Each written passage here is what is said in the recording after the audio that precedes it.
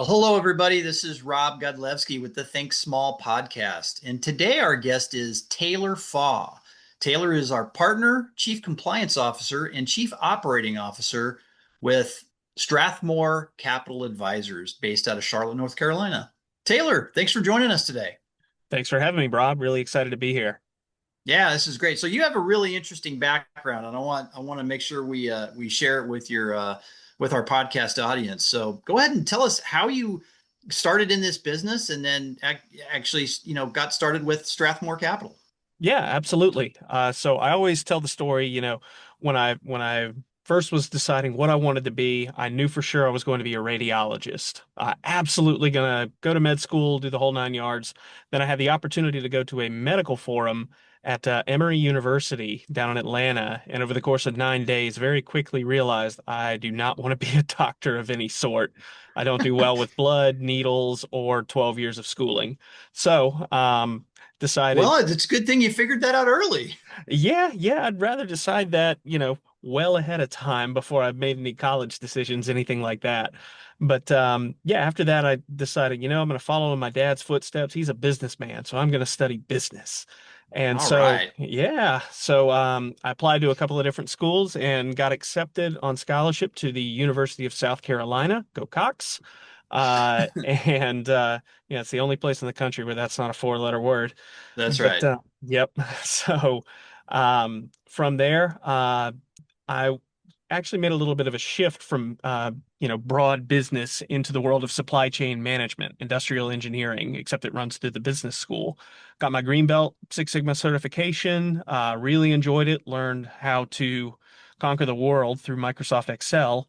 And a family friend recommended that, if I want to do uh, any kind of supply chain management in the context of government, which was kind of on my radar at that point, I ought to go to Hmm. law school. I don't need to pass the bar or be a lawyer. I just need a JD. Boy, oh boy, I could punch my own ticket. So, from the moment I moved to Columbia, South Carolina, I could not wait to leave. So I stayed for 3 more years to go to law school. And over the course of those 3 years, I went from I don't want anything to do with passing the bar, being an attorney, anything like that, to it was actually a turning point for me was in the a cyber law class that I Hmm. took, and it was a single semester. And by the end of it, I realized, yeah, I want to be a lawyer. I think I can do this. I've always been a tech head. I've always been a tinkerer. I run a home lab. I've been building computers since high school. I love taking things apart. I'm really bad at putting them back together in such a way that they work, but it doesn't stop me. I'm a great breaker, not a great builder. Um, and so miracle of miracles, I passed the bar and went to work for the South Carolina Attorney General's office. While I was Hmm. there, I had originally wanted to work in what is actually a very difficult section to work in, the Internet Crimes Against Children Division. Hmm. That's a, that's a very, very difficult bit of subject matter. But I felt like I could bring my technical expertise to it. But there was a law clerk who was there, who was she was extremely devoted to the cause and was just basically not going to move off the spot.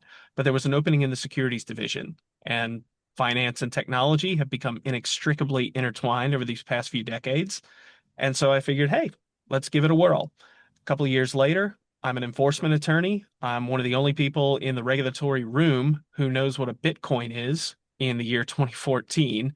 And I found myself training my fellow regulators at North American Securities Administrators conferences, NASA, not the one that goes to the moon.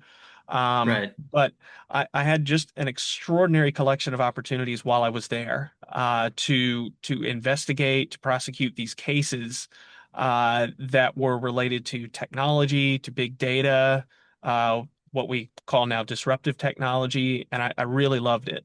Um, After about 5 years total at the AG's office, I had the opportunity to sell my soul, go to the dark side, and consult. I went to go work for a consulting firm in Raleigh, North Carolina called Fairview Investment Services. And the analogy I always like to use when I talk about this sort of career path that I took was when I was at the AG's office. South Carolina is not exactly a bustling financial metropolis. Um, there's plenty of finance, there's plenty of fraud that goes on in the state. Hmm. Uh, but, when I was there, I felt like I was looking through a keyhole into a room. When I worked for Fairview, I felt like I had kicked the door open and had Hmm. just this much better view of the entire room. I could see so much more of what was going on inside the room. At Fairview, I was exposed to levels and forms of finance that I just was not going to get the exposure to in a at a state regulator, particularly in South Carolina. No offense to them, incredibly talented people who I worked with. I do want to make a point of saying that. Um, Sure. but yes, while at Fairview, I had the privilege of working on some of the firm's largest clients, multi-billion dollar private funds. I worked with some of the firm's smallest clients too, folks who were just over that SEC threshold, international clients, US based clients, coast to coast. Just an incredible opportunity. And the business model of Fairview, we weren't outsourced chief compliance officers, but we were like one step shy of that. We plugged in very, very thoroughly with our clients. We were deeply entrenched with them day to day, week to week, month to month, year to year, in some cases, hour to hour. And so that was really just an opportunity to drink from the fire hose, for better or for worse. After a few years at Fairview, though, I had the opportunity to, instead of being functional CCO for, a dozen plus clients, I had the opportunity to be a CCO for just one client. And that's where I Hmm. am now. Strathmore Capital Advisors started here in January of 2021. Was privileged to come on as a partner late last year. My colleague Zach Honeycutt and I were both invited to join the firm as partners, and this I hope is the last job that I will ever have. I will say that here on a recorded podcast. Maybe 5, 10 years from now, I'll look back on the episode and cringe that I said it, but I strongly doubt it. I'm very happy where I am. I'm getting to do exactly what I want to do with the people I want to do it with, and really just I couldn't be happier. Well, with all due respect to your career path so far, I don't know if I'd make that claim. I'm just joking, Taylor. I think I can see it in your face. I wish our guests could, but or our audience could, but no. What a fascinating journey from medical school to nope, I want to be in business. Nope, I want to go to law school, but don't want to be a lawyer. Oh my gosh, I want to be a lawyer. Nope, I want to be back in business. What a tremendous journey. But at each stage, you really had kind of inflection points that led you to your next stage. And without going through all that, you would have never found Strathmore. Absolutely, absolutely not. And I carry quite a few lessons with me, as tortuous as that path was, if not always torturous. That I picked up a great number of valuable lessons along the way. I mean, one, as you say, inflection point when I was at the Attorney General's office.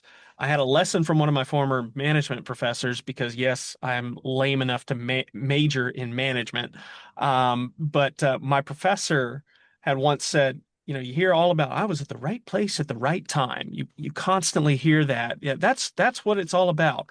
And he said that's not enough. Plenty of people are at the right place at the right time. You have to have the right Yeah, thing when you're there. And right. that could be a widget, that could be a service, that could be knowledge, that could be the willingness to raise your hand. And so when I was a brand new, fresh-faced attorney, newly minted out of the South Carolina bar, I realized, oh, I know what Bitcoin is. We were still calling it virtual currency at the time, and I don't think it had cracked 10,000 per Bitcoin. Wow. But I that lesson in the back of my head said, "Well, I might have the right thing here. Let me raise my hand and see where it takes me." And Sure. that's one of the many lessons I've tried to carry with me. And two, while I was at the AG's office, I was very fortunate to have just incredible talent around me. I had people who were walking encyclopedias of knowledge, people who I still communicate with Hmm. pretty frequently. And I had a heck of a lot of discretion as a young attorney too. It allowed me to, um, you know, not forge my own path exactly, but also kind of stomp out my own way of doing things and learn my own way of doing things, but also introducing new ideas and new methods of doing things. Yeah. So not everybody has privileges like that. Not everybody can gets an opportunity like that. And so I really do my best not to squander opportunities like it. That's great. What a great story. So tell me a little bit more about Strathmore Capital Advisors, right? what is it that the your firm does for your clients? Who are your ideal clients? And tell me a little bit about your role there as Chief Compliance Officer. Absolutely. So Strathmore Capital Advisors is an SEC registered investment advisor. In more common parlance, you might call us like a wealth manager. Okay. Fundamentally, yeah, we're SEC registered RIA. We have not yet. We're filming this or recording this rather in mid-February. We haven't put out our latest assets under management numbers, but we're neighborhood of 850 million under management. When I Okay. started, I believe we were just south of 300 million under management. So we have undergone just explosive growth. And it's basically Just 5 years. yeah, basically 5 years we've functionally doubled our assets under management, and that's been through organic growth, just adding new clients. That's been through inorganic growth too. We did a pair of acquisitions last year, and of course the Oh, market, okay. yeah, the market has been doing pretty well on average. It's got up days Yes, and it down has. days, yeah, but annualized the market has done a-okay. And so what we do here is fundamentally we try and first and foremost advise people with respect to their investments, whether it is, their sort of self-managed investments, things you would see with like an IRA or just an individual brokerage account. We also help people Hmm. out with their 401ks, but we begin to go beyond that. We want to go beyond that. We do estate planning. We can help with tax planning. We were privileged to hire an incredibly competent director of tax who is a Mm. CPA last year. So we've really begun to introduce more and more tax planning and tax strategizing beyond just, your April 15th annual panic. So that's a big part of what we're trying to do. We're constantly trying to think of new ways to where we can be sort of the center of people's financial universe. We're not trying to be, merely a coach or any kind of necessarily, I would say, like an educational hub. And we don't want to send people away from us. We want to be able to help people here now with our team of people. And so being the chief compliance officer over that keeps my job interesting. We are certainly not the most complicated shop that is out there from a compliance standpoint, but that doesn't mean that my job is easy. What does make my life a little bit easier is we've got a really strong culture of compliance here. I'm one of the main reasons why I'm so happy to stick around here is everybody genuinely is trying to do the right thing in the right way for clients. We're still at a scale where we've got very personal relationships with pretty well all of our clients. And that's just always a treat to see. We have clients in on a first name basis, shaking hands, asking about the kids, kind of what you would want to envision with a very close personal relationship. And that goes even as we've expanded, we've really worked hard to maintain that with our client base. And we've got an attitude where we want to be the biggest, baddest, bestest investment manager in the Charlotte area, Carolinas, Virginia, maybe Georgia, areas like that, just sort of the Southeast. We have no interest in selling out to private equity. Nobody here from the top to the bottom is looking for like, some a private equity payday type of a thing. Right. We want to keep this going. We want to keep the train going. And I think that attracts a lot of clients, that attracts potential acquisition targets for us, that attracts personnel as well. We are as clear as we can be about that mission and mantra for what we do. Okay. And tell me about your clients. Are you managing their personal wealth or if they own a business, their business wealth, or both? Both. We do have a handful of corporate accounts. We have a handful of nonprofits. Oh, We, interesting. yeah, we've the lion's share of what we're doing is going to be individuals, right? With whatever Okay. their individual investments are. We have some clients, and we do aim to be, uh, we aim to serve on a generational basis. We want to be Mm, generational in our approach internally as well as our client base too. And we've been fortunate enough to be able to make and retain relationships on a generational basis. So we do have some kids in the mix. They're a little bit below our account minimum, but we tend to let that slide. And in terms of though, our average client, we have a stated minimum in our Form ADV. As the Chief Compliance Officer, I am all too eager to reference our Form ADV. Um, sure. but we have folks who are below that minimum. We have folks who are well above that minimum too. You Of typically course. see folks kind of higher six figures, lower seven figures, I would say is kind of our sweet spot for your Okay. average client. But again, we've got outliers on either end of that. Sure. Uh, I can imagine it would be relatively difficult to tell a higher net worth client that you don't want to manage their child's money. That may yeah, be yeah, the outliers on the smaller end, right? yeah, I'd say so. It honestly it's a privilege to have clients come to us and say, I'd like to introduce you to my son or my daughter.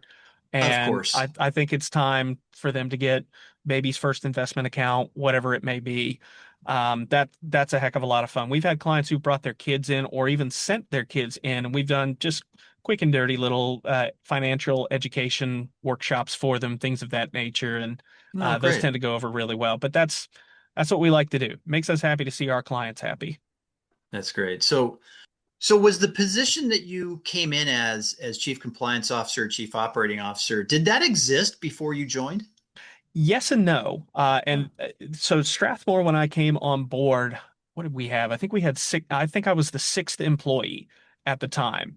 So Okay. quite a small business. We are Sure. 15 plus right now. Actually, I think we just hired number 16.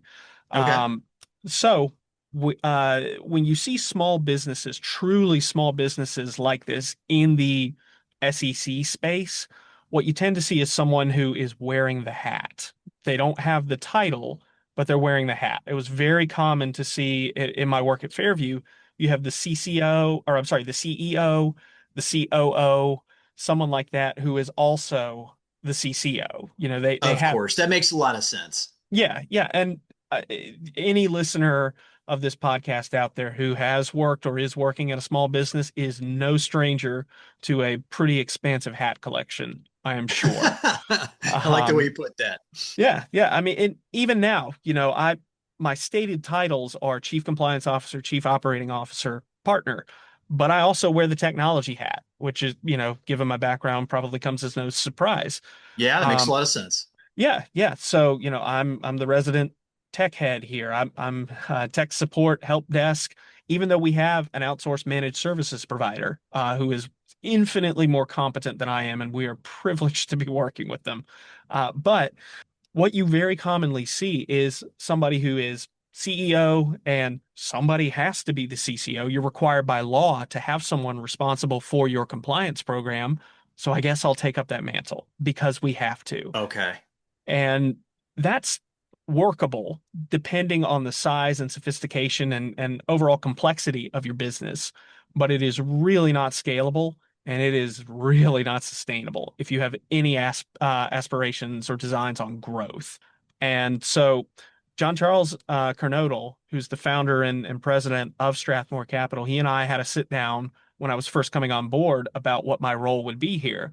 And we Hmm. both acknowledged it is a bit unusual to have a standalone full-time CCO for a firm the size of Strathmore at the time. Obviously, as we get bigger, it makes more and more sense. Sure. But it's a heck of an expense to hire a qualified CCO. And in my time working in South Carolina for the securities division there, I saw plenty of people who were very much not qualified to be chief compliance officer as well. And it's a little bit of like a chicken and egg kind of a thing, which is worse have no CCO or have an unqualified CCO. Um, so, and to be clear, I don't have an answer to that one. Yeah.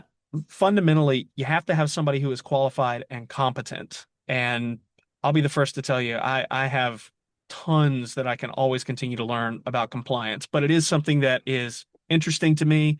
I am bizarrely passionate about it, and it makes me happy to, fulfill that role here.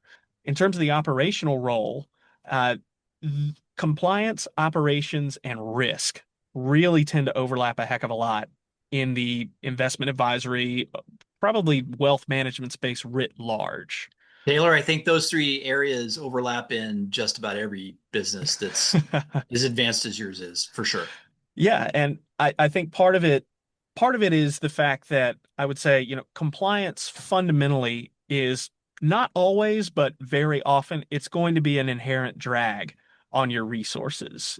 Hmm. It's necessarily a drag on your resources. It's usually about avoiding expense in the future, avoid and proactively avoiding expense. You spend a little money now, you save a lot of money later. To not to overly boil it down, but operations, let's trim as much as we can. Risk, let's define the limits of how much we can trim. How lean and mean can we get before we start to experience some nasty side effects from that? Sure.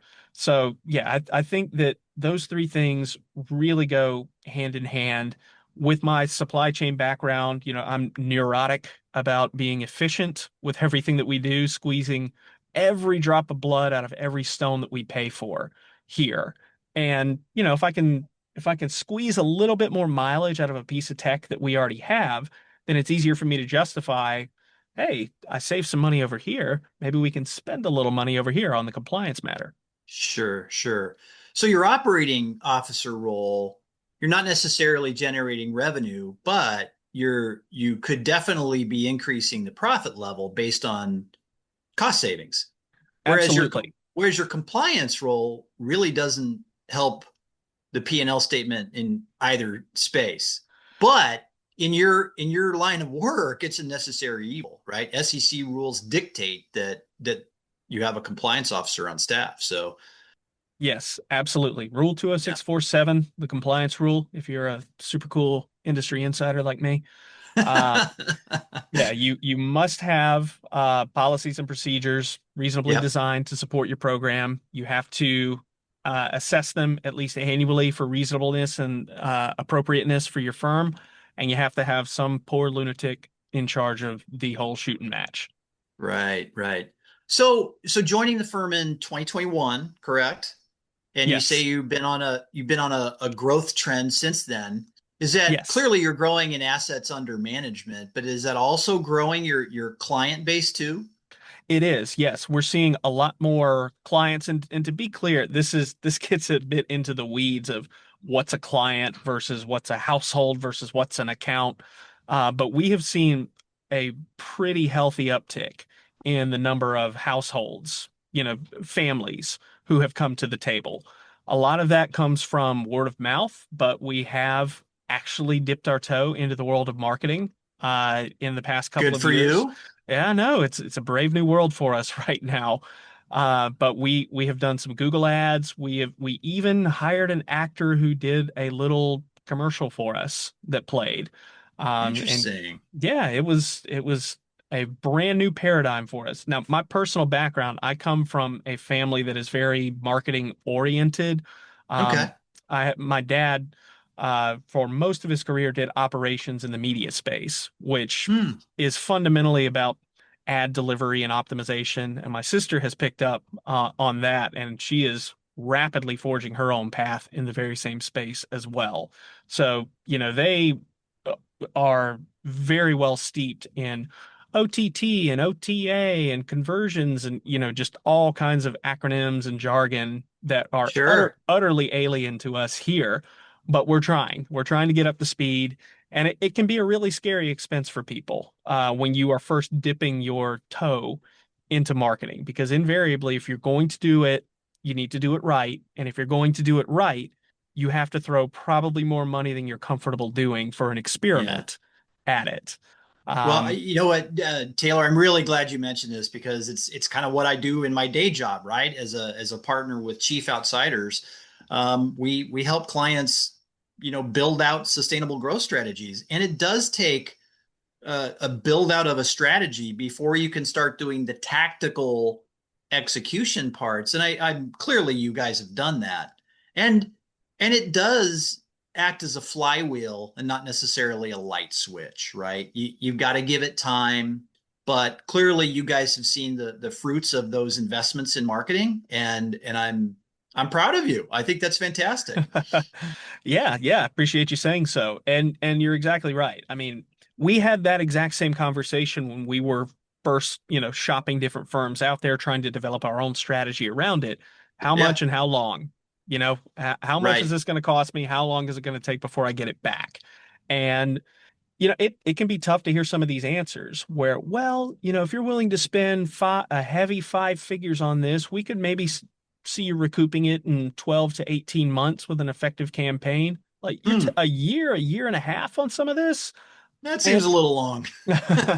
right. But, when you talk to some of these firms out there, because I have to say, our website was not in the best shape not that long ago.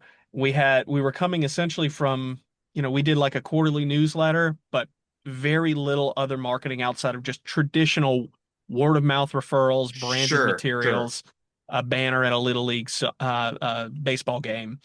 To go from that to, all right, we're regularly producing content now. We have an active blog Yeah. on our website. We have a more active social media presence. We've got to make an investment in these things. And we have not even tried to break into the world of SEO at this point. We Oh, had some interesting. Okay. conversations about it, yeah, and it's on the table, but our marketing right now is still, I would say it's still theoretically in its earlier stages, just in terms of what we're capable of doing, what we want to do, and what we can really get out of a good marketing program. But we feel very fortunate, to have a marketing program that has been as effective for us as it has been. We hired a marketing manager last year. Hmm. She has just been aces with everything that she's doing. As a compliance officer, I am extremely happy with her willingness to run everything through me, and also just her willingness to adhere to a good approval process, review process. Yeah. That it's extra work for me compared to when I first started, but my goodness, it's work and time well spent. That's great. So besides that, right, getting into a formal digital marketing environment, based on a strategy, what other challenges has the firm seen in your recent growth? Not only from Well, the operational side, but maybe also from the employee side. yeah, 100%. Excuse me. I've had a front row seat to firms that have struggled to make the transition from small business to mid-sized business. And the Hmm. reason being, so many small businesses out there start with a number of employees that you can count on one hand, right? Yeah. It's a couple of people with a head full of dreams, and they just cannot wait to go start their business, the American dream, right? And that's great. You don't need to have an expansive training program. You don't need to have, I mean, you need to have, in our world, you have to have policies and procedures, but your compliance manual, when there's two or even one of you, is a heck of a lot thinner than when there are 21 of you, necessarily. As you continue to scale up, businesses struggle, I think, with that transition where it's no longer, hey, this is casual. Everybody knows what the deal is. Everybody knows how to behave. Everyone knows what kind of a client we want in this line of work. It's different when you start hiring people who you don't necessarily have a pre-existing relationship with. It's not a friend or a direct referral or something like that. And we Sure, were it's no an different. employee. Yeah, absolutely. And we're a pretty tight knit group here. We're very fortunate that, excuse me, we are a very tight knit group. Yeah, excuse me, I'm going to start that over because I've got a dry throat. No problem. Ah, we're a very tight knit group here. We're fortunate to be such a tight knit group. But I also appreciate that if somebody is competent and wants to join this firm but isn't as social or doesn't necessarily want to participate, that's okay.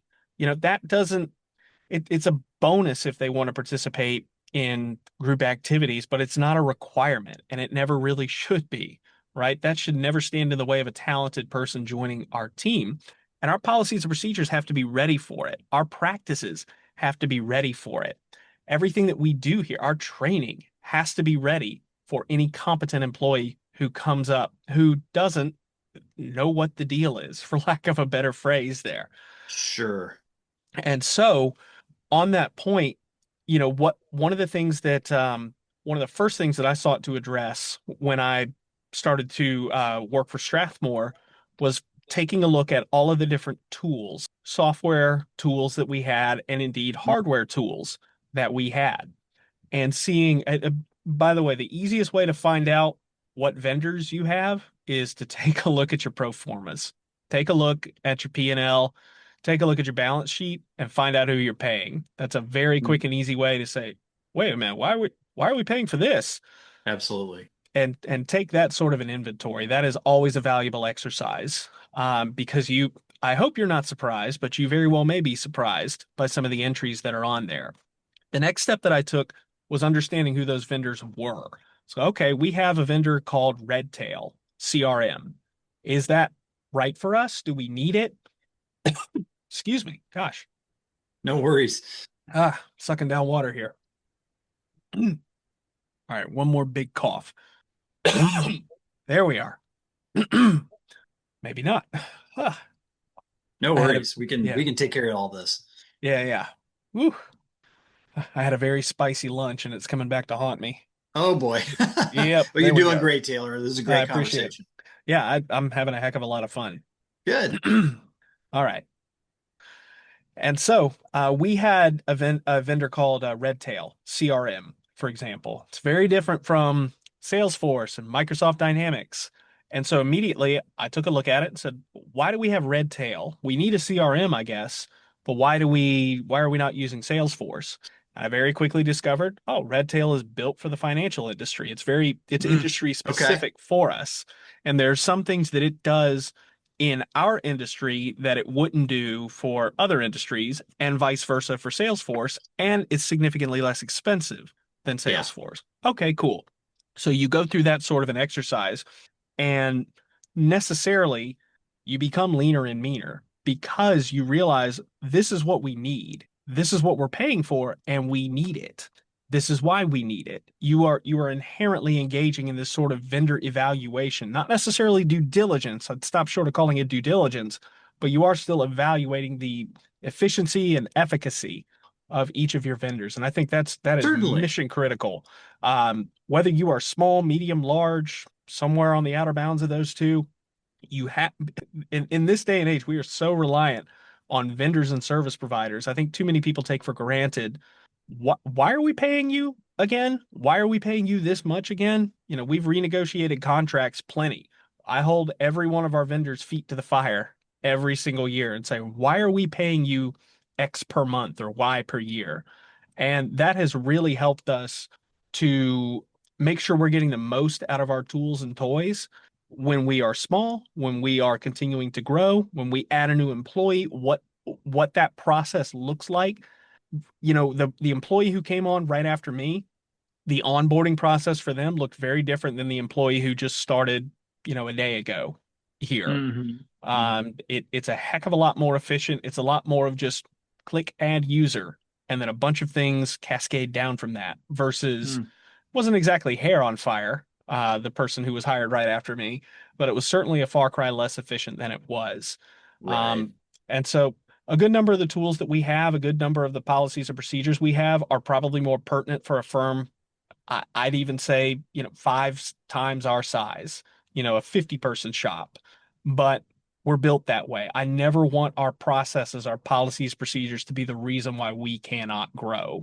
Maybe we are spending ever so slightly more than we theoretically should on certain things or at least could get away with, but I don't think that's a bad thing because then you're not waiting on operations when you want to go out Right. and do another acquisition. Right. Taylor, I appreciate that approach, right? You're building your firm for tomorrow, not for yesterday. Absolutely. That's a And great that way of that putting it. that makes a ton of sense. And even though you may think you might be spending a little too much money on a certain service provider or a piece of software, as long as you can say they're giving the firm value, then you're willing to pay what you're going to pay. And again, 100%. if they can scale with your growth, then that makes all the sense in the world and not have to turn something off just to turn something on that's much more expensive. Absolutely. So Yeah. great approach. Great approach. So let's talk about the near term future for Strathmore Capital Advisors, right? In the next, say, whatever your long term planning scenario is, whether it's 2 or 3 or 5 years, what does that look like from an assets under management standpoint, or from a client count standpoint, or even from an employee standpoint? Yeah, we are still heavily in growth mode right now. I mean, honestly, A lot of firms out there probably don't ever consider themselves to be out of growth mode. But in terms of what our goals are, we're knocking on the door. We're still about 150-ish million short of $1 billion, but Right. $1 billion under management, that's a heck of a milestone to cross, and we're hoping to cross it sooner rather than later. Sure it But is. we're also we're not pursuing it as a goal in and of itself. We don't want to have $1 billion under management simply to say we're $1 billion firm, right? Or a $5 billion firm. Of course, we want to cross those milestones. We're eager to see that, but we want to be thoughtful in the growth that we undertake. We want to be mindful of it, and we're going to celebrate it when we cross those milestones. But again, we're not just, we'll be a $5 billion shop at any cost, whatever it takes to get there. We're just Yeah. very pleased to be trundling onward and upward. And, what does it look like for us in 5 years? We want to be a $5 billion shop in 5 years. Whether that happens or not, we want it to happen. We're eager for it to happen, and we're setting ourselves up for it to happen. But if it doesn't happen, the sun will rise the day after and the day Sure. after that, and we will all be at work, and we'll keep on. So literally, increasing the size of your firm by a factor of five in 5 years is one heck of a growth goal. And It I is. applaud your firm for putting out that, as we say, BHAG, right? The big, hairy, audacious goal. Because if Yes, you don't put that out there, you will never achieve it. absolutely not. If we were content to be a $500 million shop, okay, we did it. So now what? And Right. I'd rather aim high and just barely miss it than not aim at all, quite frankly. Right. I applaud that approach to it as well. Well, listen, Taylor, this has been a great conversation. I know our audience is going to resonate with it. I wouldn't be surprised if a few folks in our audience want to reach out to you and maybe talk more about Strathmore Capital Advisors and maybe what you can do for their business and their personal wealth. So thank you again for Absolutely. your time. Do you have any last bit of words of advice or encouragement for our small business audience? How do I sum it all up? I think in terms of words of encouragement is whatever it is that you are doing out there, however it is you are doing it, whatever your industry is, whatever your approach is, you are not the only one. You are very probably not trying to solve a problem that has never been solved before. I have I am personally a very introverted person. Uh, Going to social events does not recharge my battery in any way. But I have gotten an incredible amount of value out of the various and sundry compliance communities that are out there. Yes, there are dozens of us. We have conferences, we go to conferences, and we talk to each other, and we share inside jokes related to compliance. Yes, there are some. And what I would say is don't go it alone with whatever problem you are trying to solve. Uh, Find something of a community, whether it's a forum, whether it's if you're the kind of person who really does enjoy meeting with other people, engage with them. Don't go it alone. Reach out to people. Heck, reach out to me after this. I don't begin to have all of the answers, but I do have an insatiable appetite to find them. And if I don't have an answer for you, I'd love to help you find one. Whatever that answer may look like. Taylor, those are very inspirational words, and I will say that's a theme from a lot of our podcast guests. In fact, it is don't think you have to know everything about business or your business, even, right? Build up that community of trusted advisors, mentors, coaches, and partners that can help you along the way. But you don't have to be in this alone, so don't try. I think that's 100%. I think that's the perfect way to end our discussion together. So Taylor Faw with Strathmore Capital Advisors out of Charlotte, North Carolina. He's the partner, chief operating officer, and chief compliance officer. Taylor, thanks so much for your time today. We really appreciate it. Rob, I can't thank you enough for having me. Thank you so much.